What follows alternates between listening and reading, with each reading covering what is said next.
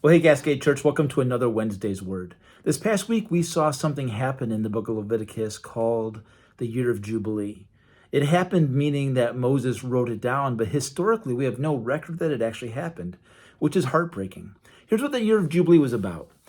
In the Bible, people would go into debt like we do today, people would get into trouble financially, and they would sell property or sometimes even sell themselves into labor.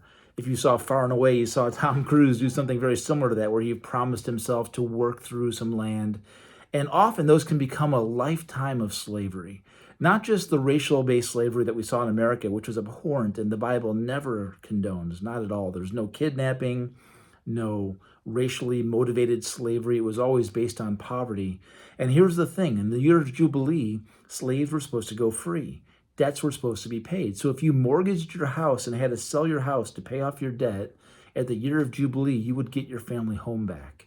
At the year of Jubilee, if you had sold yourself into slavery, meaning that you would work somebody else's farm or work in their shop, on the year of Jubilee, you would go free.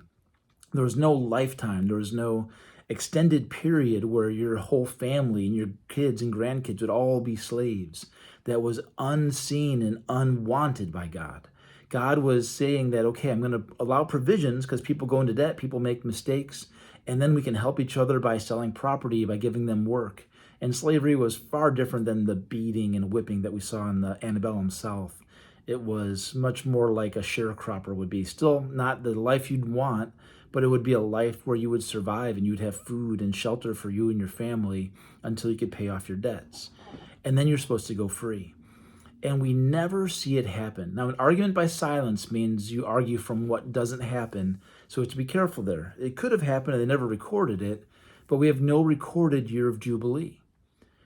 And there's a sense where part of me doesn't think so. Human tendency and human nature doesn't let people go free. We don't like to let people off the hook. We don't like to get rid of free labor, although sometimes people will do that, the way England gave up their slaves, the way America did. England did it by financial cost. America did it with the cost of blood.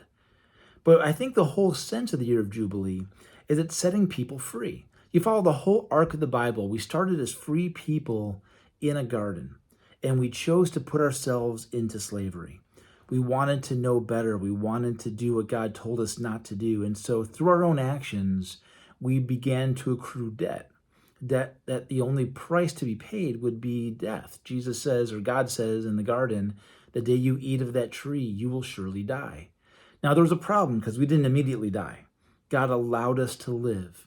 And then he said, I'm going to develop a plan, a more cosmic year of Jubilee, where you'd be set free.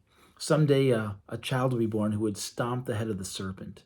And we see that arc continue all the way through the book of Leviticus, where we see the Day of Atonement, where sins are put on a goat, and that goat dies instead of the people. Then we see the year of Jubilee, where slaves go free.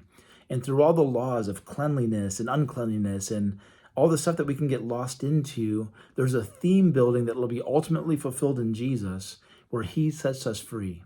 So jump forward a couple thousand years when Jesus is born, and he is setting people free. We see people who are in prison, like the man at the Gerasene demoniac who's in chains and the chains can't hold him. The demons have him. He's living naked among the tombs. And what does Jesus do? He brings the year of Jubilee and he sets them free.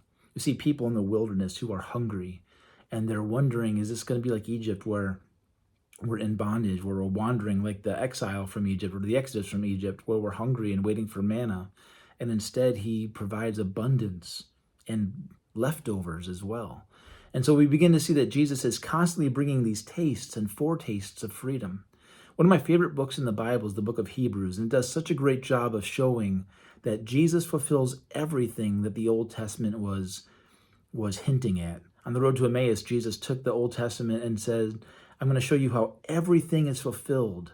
Everything in the law, everything in Moses is fulfilled in me. And so the year of Jubilee is fulfilled in Jesus. In Jesus, we have our freedom. In Jesus, we have our hope. And so this week, as you're studying the Bible, as you're reflecting on life, you think about the debts that we owe to God, to each other. Sometimes people feel like they owe us. We feel like they owe us, that we've done so much for them, and how come they can't be so more generous or communicate more often? It's very easy to live in a world a created world where it's all about what we owe and what people owe us. What God wants to do is to set us free so that we live eternally with Him, but also that we can set others free. That's part of loving God with all of our heart and loving our neighbor as ourselves. That we're no longer saying, okay, my kids owe me, my neighbor owes me, my spouse owes me. Instead, we set them free and we learn how to love in that basis of freedom. And that's what Jesus came to do.